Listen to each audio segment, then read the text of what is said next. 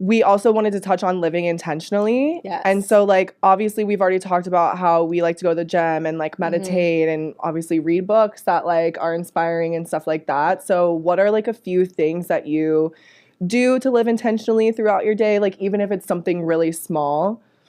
I think the biggest shift that's happened for me on living intentionally is spending time with people that I want to spend time with. Not that I feel like when I was growing up and stuff, I wasn't intentional because I was just trying to fit in, and I didn't fit in anywhere. And so I just was constantly changing myself to try to be a chameleon and fit into a situation. And then when I made the shift of, I'm intentional about the people that I spend time with, I noticed that all the people that I was pretending for just fell out of my life. Yeah. Like it just forcefully fell out of my life. And all the people and the friends that I have in my life, I choose to give them my time. Amen. And that's like the biggest intentional thing that I've done with my life is only spending time with few people. I mean, we have the most amazing friend group. I mean, we're seriously blessed. We have a massive friend group, and they're all just so different and cool and unique.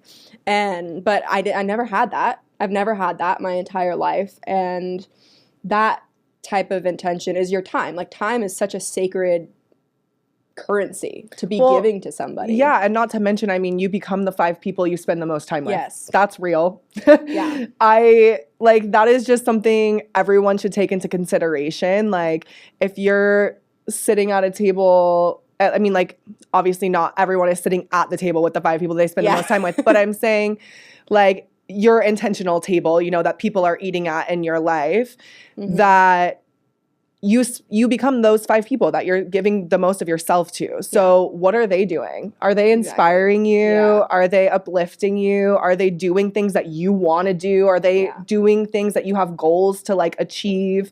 And it's like, if they're not, why are you hanging I love out the saying with them? that if you're the smartest person in the room, you're in the wrong room. Yes. I love that Yes. because people are smart in so many different ways. And some person you might think, oh, like they're not smart, but they might be smart in some ways that you totally have no idea about. I agree. People are smart in different ways, and you surround yourself and learn in all the different departments. Well, it's like I said, we're all literally living very similar lives, but we have different perspectives. Yeah. So even though you may think like someone, this person could never teach me anything, like they're below me, beneath me, whatever, you are so wrong because they are in some way, I promise you, parallel to you. We are all more alike than we are different. I think we're all one. I mean, in a bigger sense, like we're all one, but we're just living different human experiences. Absolutely. We just have different perspectives of reality. And perspective is reality, so it feels very different, you know? Like it feels like we live completely separate lives and we have so many different ways to look at things, but at the end of the day, like the only reason that it feels so different is because your perspective is your reality. So the more that you find commonality between people that you feel you're so different from, the more you come to that realization that we all are one and that we all do share similar life paths and do overcome similar struggles and all of these things. So it's like, you can learn from everyone. That doesn't mean you need to be spending all your time with everyone. Also, another good quote that I heard recently was that you should never take criticism from someone you wouldn't take advice from.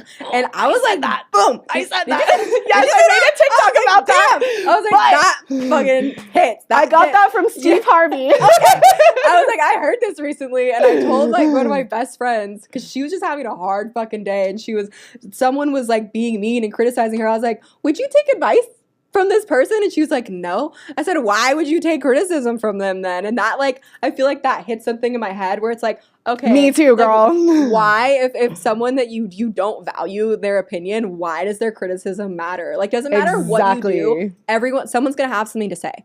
So do what you want to do. Like, amen. People always going to have something to say, something to pick on. You're too skinny, you're too skinny. You're too fat, you're too fat. Like, what? Shut the fuck up. Like, just be you. Be you and be your most authentic self. I've heard that, I thought that gratitude was the most, like, highest frequency, but I heard that its authenticity is actually the highest frequency. And that makes a lot of sense to me because your authentic self, is your true self without all your human trauma and your all your memories and stuff, your authentic soul. Like that's what shines through in all these moments that are happening and in your life and these experiences that you're going through. You're experiencing it as a soul with a human